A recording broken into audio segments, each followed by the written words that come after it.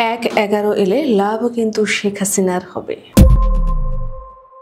সবচেয়ে প্রভাবশালী ছাত্র উপদেষ্টা সংস্কার ও বিচার না করে কেন পদত্যাগ করে দল গঠন করলেন, এমন প্রশ্ন তুলে গণ অধিকার পরিষদের সাধারণ সম্পাদক রাশেদ খান বলেছেন, নিত্য নতুন দাবি করে নির্বাচন আটকানোর চেষ্টা করে দেশে ১-১১ নামিয়ে আনলে লাভটা কিন্তু শেখ হাসিনার হবে। শুক্রবার রাত ১২টা ১০ মিনিটে নিজের ফেসবুকে দেওয়া এক পোস্টে এমন মন্তব্য করেন রাশেদ খান। ফেসবুক পোস্টে তিনি বলেন, এতদিন প্রধান উপদেষ্টা খুব ভালো ছিলেন, নির্বাচনের কথা বলায় তিনি এখন হয়ে গেছেন গণ অভ্যুত্থানের চেতনার বিরোধী শক্তি।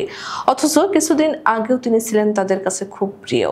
তাদের যন্ত্রণায় সরকারের গঠনমূলক সমালোচনা পর্যন্ত করা যেত না, অথচ সেই তারা প্রধান উপদেষ্টাকে নগ্ন ভাষায় সমালোচনা করছেন।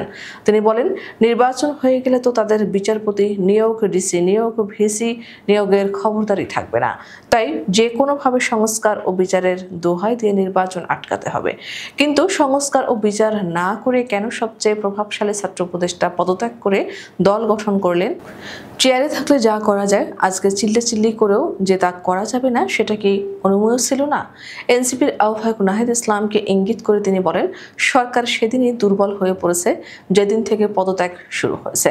শোনা যাচ্ছে সামনে আরও পদত্যাগ করে নির্বাচন বা রাজনীতিতে কয়েকজন উপদেষ্টা নাম লেখাবে।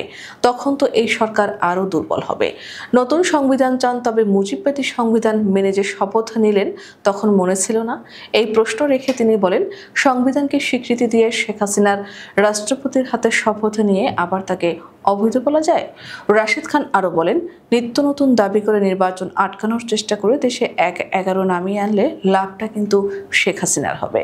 তখন কিন্তু আমরা কেউ বাঁচতে পারবো না। সুতরাং একগুঁয়ে মনোভাব না দেখে ঐকমত্যের ভিত্তিতে সংস্কার ও বিচারের প্রক্রিয়া আবিষ্কার করে নির্বাচনে অংশগ্রহণের প্রস্তুতি সবার নেওয়া উচিত।